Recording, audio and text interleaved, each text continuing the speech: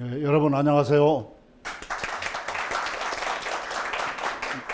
이제 어제 이어서 오늘 또 뵙습니다. 이제 어제는 우리가 이 시대의 창업과 창직이 왜 필요한가라고 하는 것을 설명하기 위해서 문화 자본주의에 대해서 설명을 했습니다.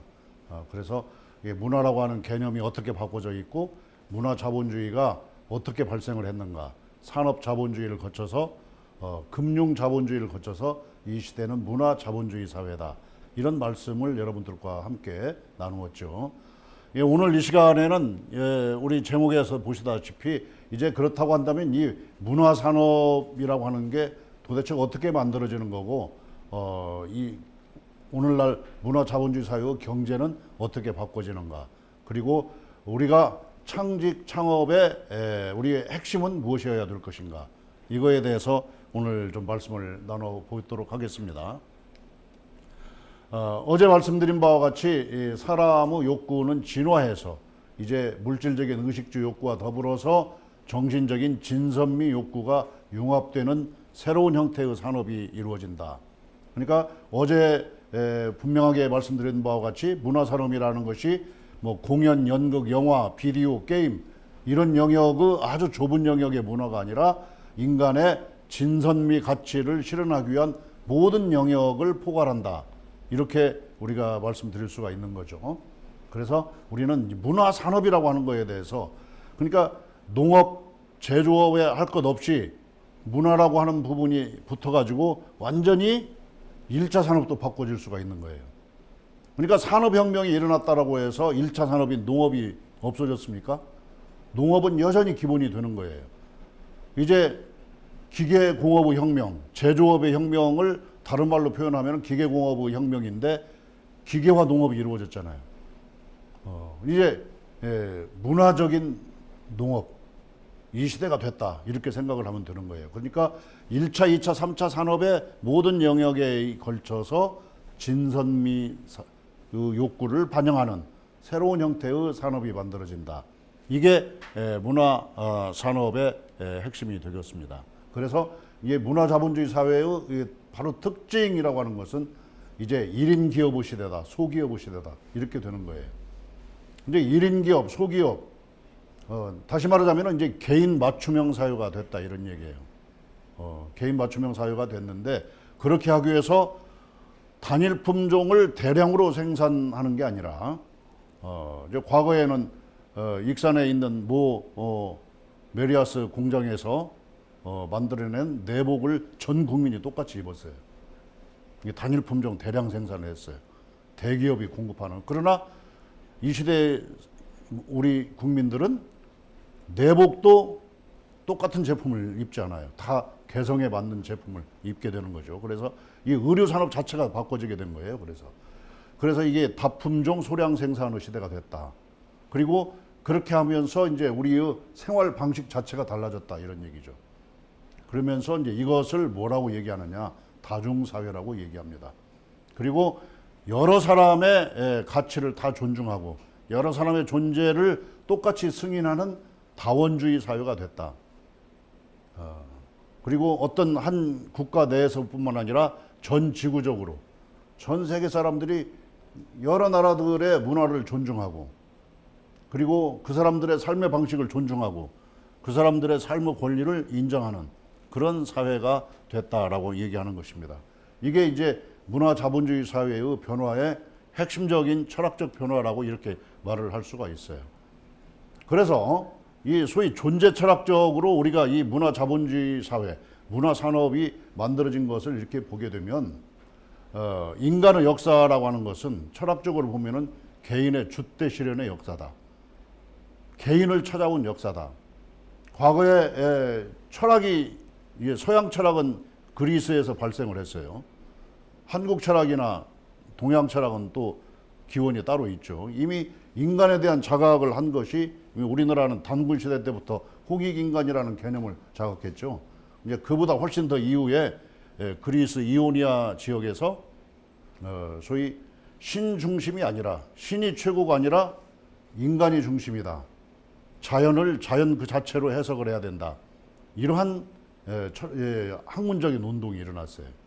이제 인간을 자각하게 하게 된 거예요.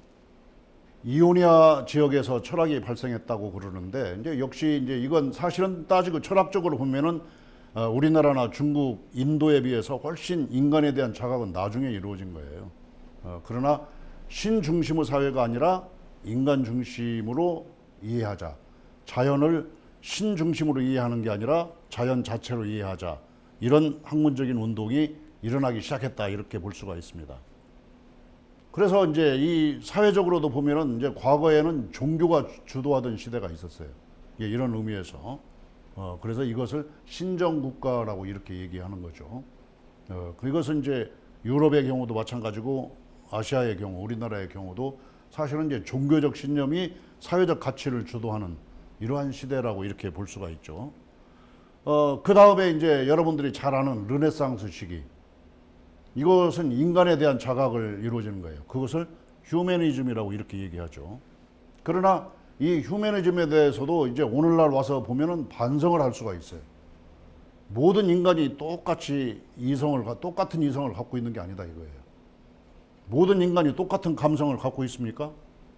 어떤 똑같은 장면에 대해서 똑같은 감성적인 만족을 느낍니까? 다 다르잖아요. 어떤 영화를 보고 어떤 사람은 정말 슬퍼하고 어떤 사람은 굉장히 기분 나빠합니다. 최근에 어떤 인기 있는 영화를 봤는데 어떤 사람은 감동했다. 어떤 사람은 너무나 분노했다. 뭐 이런 서로 다른 감정을 얘기하더라고요. 그게 이제 모든 사람의 이성적인 성향, 도덕적인 성향, 감성적인 성향이 다르다라고 하는 걸 말할 수가 있는 거예요. 그 영화를 보고 분노한 사람이 잘못됐다고 할 수도 없고 그 영화를 보고 슬펐다고 하는 사람을 잘못됐다고 할 수가 없는 거예요. 그 나름대로의 개성을 우리가 인정을 해줘야 된다. 이렇게 보는 거죠. 그러나 소위 르네상스 시기에 인간을 자각했다. 이것은 모든 사람이 똑같은 이성을 갖고 있다.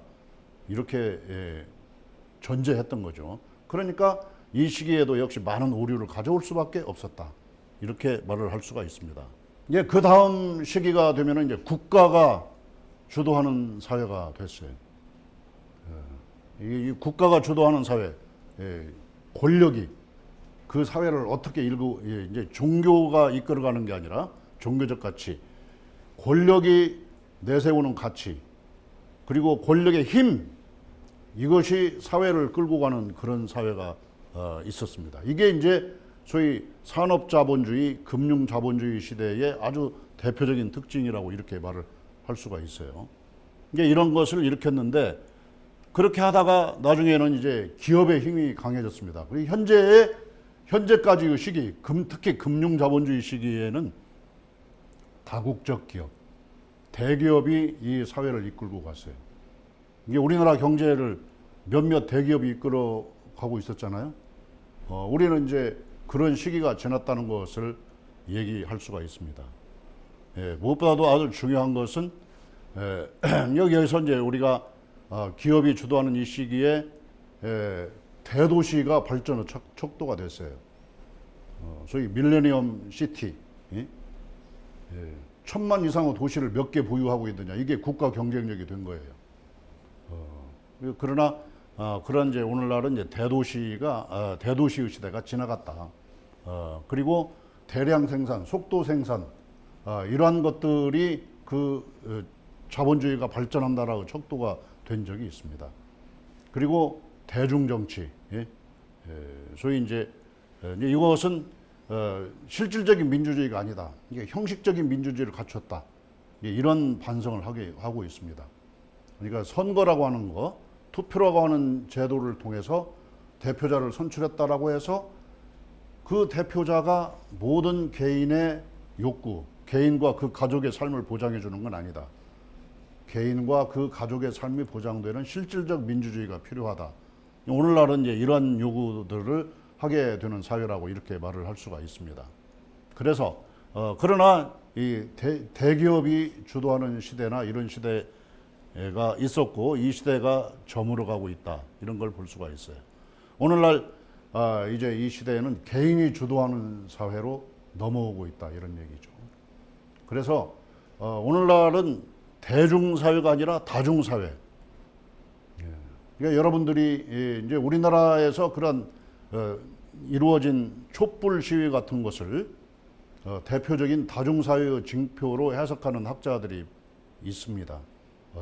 다시 말하자면은 어떤 조직화된 동원된 사람들이 아니라 자발적으로 모였는데 어떤 공통의 목표를 이야기하고 그러나 그 사람들이 조직으로 얽혀져 가지고 항상 떼뭉쳐서 움직이는 게 아니잖아요.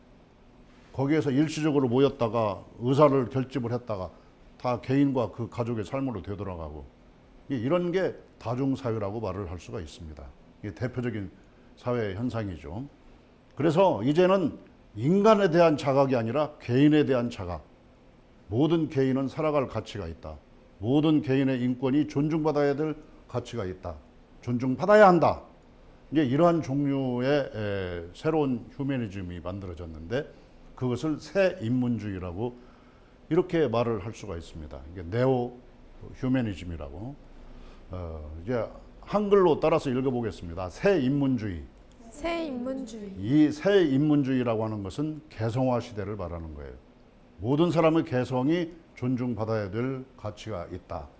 이렇게 사회적 가치가 바꿔진 거예요. 여기에 이제 화면에 보이는 여러 가지 얘기들이 다 지금 개인을 존중하는 사회로 바꿔지는 생산 현실을 보여주고 있는 것들입니다. 실제로 개인화 시대가 됨과 동시에 우리나라의 주거 형태도 바꿔지고 있어요. 작년도 우리나라 전체 가구의 27.2%가 1인 가구가 됐습니다. 그리고 1인칭 시각이라는 용어도 생겼고 여러분들이 여기 보다시피 혼자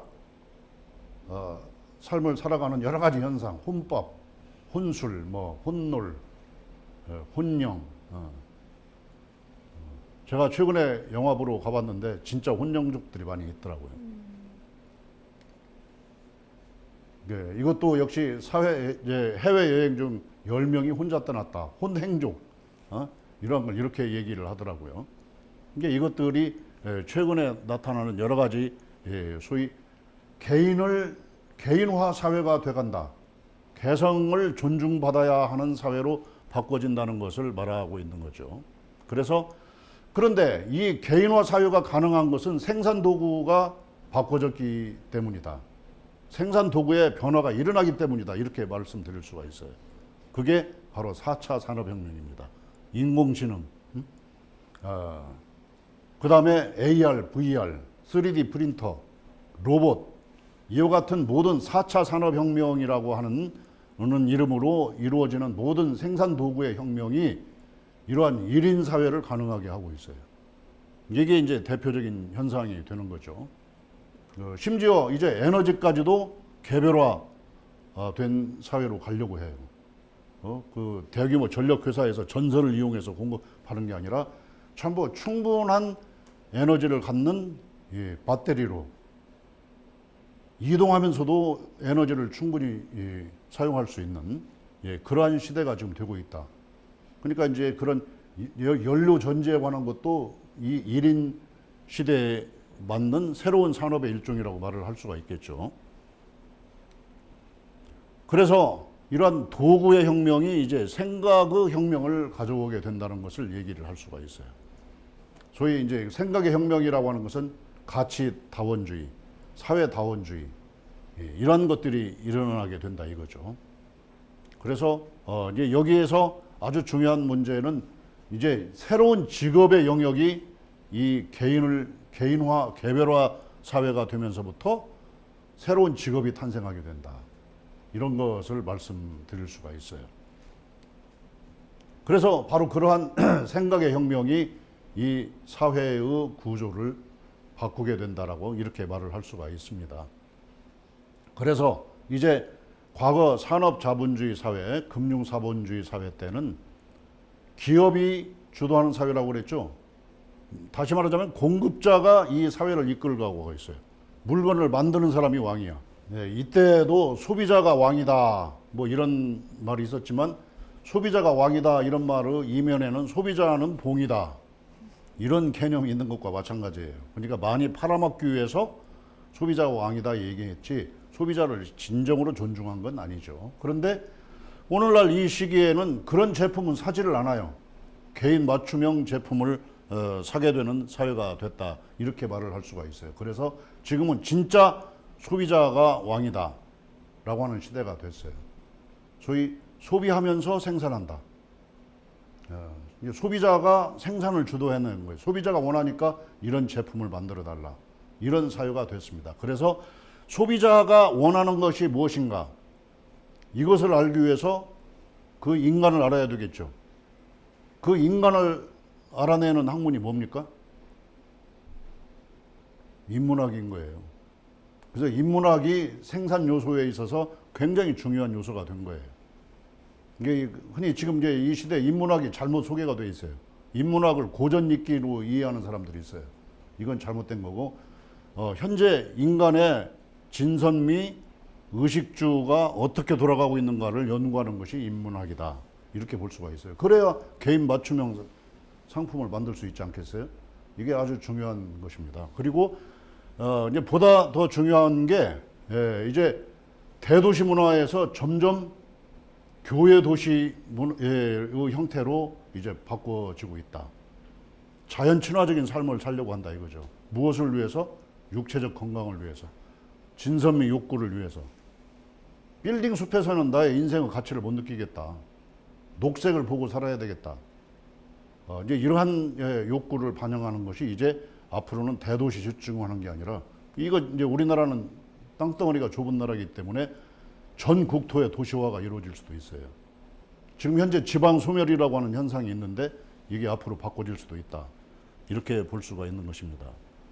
그래서 이제 공급자 중심에서 소비자 중심 사회로 나가고 이것은 개인 맞춤형 사회를 말하는 것이다. 이게 이제 1인 기업의 시대가 된 원인이 됐는데 이제 1인 기업을 유지하고 소품 개성에 맞는 소량 생산으로 나가다 보니까 국내 시장에서 그 일정한 경제적인 역량을 축적할 수 있습니까? 없습니까? 없어요. 그러니까 글로벌로 나가야 된다. 그러니까 인문학의 중요성이 이루어진과 동시에 글로벌화의 중요성이 나오는 거예요. 내가 만든 제품들이 시장의 경쟁성을 확보하기 위해서 글로벌로 가야 된다. 이게 1인 기업 시대이기 때문에 가능한 거예요. 1인 기업은 글로벌화 돼야 된다. 이러한 것을 말씀드릴 수가 있습니다. 그러면 바로 여기에서 우리가 이제 새로운 문화산업이라는 개념을 다시 한번 말씀드릴 수가 있는데 의식주와 진선미 욕구 이것을 반영을 해서 새로운 가치를 만들고 새로운 가치를 더하고 새로운 가치를 바꿔내는 사업. 이런 산업을 육성을 해야 된다. 그래서 우리는 가치를 만들고 가치를 바꾸고 가치를 더하는 이게 도대체 뭘 말하느냐 이렇게 알 것 같으면 의식주 산업 이 표에 있는 대로 의식주 산업에 이제 지적인 욕구를 다하는 산업, 지적이고 정신적이고 도덕적인 욕구를 다하는 산업. 이게 의류 산업에서도 진선미 욕구를 다 붙일 수도 있고 진과 선의 욕구만 붙일 수도 있고 이런 것을 말하는 거죠. 그러니까 예를 들어서 우리의 의복에 점점 여러 이제 의류 회사들에서 카본 태그라고 하는 것을 달죠. 이 제품은 친환경 제품입니다. 이런 것들, 이러한 것들을 말합니다. 그리고 이것은 이제 도덕적인 인증을 받은 회사의 제품이다. 소위 ISO 26000 기업의 사회적 가치를 실현하는 이제 그 인증이죠. 이런 것 태그를 붙이는 것들이 이게 의류 산업에 그걸 받치는 거예요. 그리고 이제 의류 산업에 있어서도 소위 모든 사람의 감성적인 가치를 만족시킬 수 있는 그런 것이어야 되기 때문에 유니폼 같은 그런 옷을 안 만드는 거예요. 전부 개인 맞춤형으로 이와 같이 나가는 것들을 말하는 것입니다. 이건 이제 새로운 가치를 만들어내고 새로운 가치를 기존에 있는 가치를 바꾸는 사업 이런 것들을 하는데 여러분들이 잘 아시다시피 이제 시계라고 하는 제품이 과거에는 시간을 보기 위한 것이었지만 이제 이것이 그 액세서리 하나로 됐잖아요. 근데 이제 액세서리 하나에서 전자제품이 된 거예요. 그렇지 않습니까? 이제 이러한 어떠한 제품에 대해서도 여러 가지 가치가 바꿔지고 있는 거예요. 그러한 것을 발견하고 그런 것을 만들어내는 거예요. 이것을 창직이라고 얘기할 수가 있습니다. 그리고 이제 이러한 것들이 새로운 창업의 형태가 된다. 그러니까 우리가 창업이라고 생각할 때 그냥 명품 대리점을 하는 게 창업이 아니다 이거예요. 아시겠습니까? 네. 그래서 이와 같이 이제 글로벌화, 인문학적 연구 이런 것을 통해서 개인의 가치를 연구해서 그 개인이 어떠한 욕구를 가지고 있는가 이것을 맞춰서 실현하는 그런 생산을 해야 된다. 이렇게 볼 수가 있습니다. 이것에 따라서 이제 대학 교육도 바꿔줘야 된다는 생각을 할 수가 있습니다. 그래서 대학에서는 1인 기업을 어떻게 만들어내느냐 이 교육을 해야 되고 창직 교육을 해야 되는 거예요. 상상력을 기르는 교육, 인문학 교육 이런 것들을 해야 된다. 그리고 무엇보다도 핵심적인 개념이 소위 트랜스 컴피턴시, 여러 직업 능력을 소화할 수 있는 그러한 직업 교육을 해야 된다. 옛날에는 한우물 파기라고 했잖아요. 아까 사회적계에서도 한우물 파기가 과거 창업 정신이었는데 취업 정신이었는데 지금은 한우물 파기로는 안 된다. 여러 직업 능력을 소화할 수 있는 능력을 길러야 된다. 이게 바로 직제 능력이다 이거예요. 이게 이러한 교육이 필요한, 그리고 스스로 그러한 직제 학습을 할 수 있는 그런 능력을 길러야 된다. 이렇게 말씀드릴 수가 있겠습니다. 지금까지 2시간에 걸쳐서 여러분들과 함께 문화자본주의 사회의 창직, 창업에 대해서 말씀을 드렸습니다. 왜 문화자본주의 사회가 이루어졌고, 그리고 왜 문화자본주의 사회에서의 창업을 창직형 창업으로 나가야 되는가. 그게 바로 개인 맞춤형 사회가 됐기 때문이다. 물질적인 의식주 욕구와 정신적인 진선미 욕구를 동시에 융합해서 실현하는 그런 사회가 됐기 때문에 그렇게 가야 된다. 이런 내용에 대해서 말씀드렸습니다. 충분히 의사 전달이 됐는지 모르겠습니다만 2시간 동안, 이틀 동안 경청해 주셔서 대단히 고맙습니다.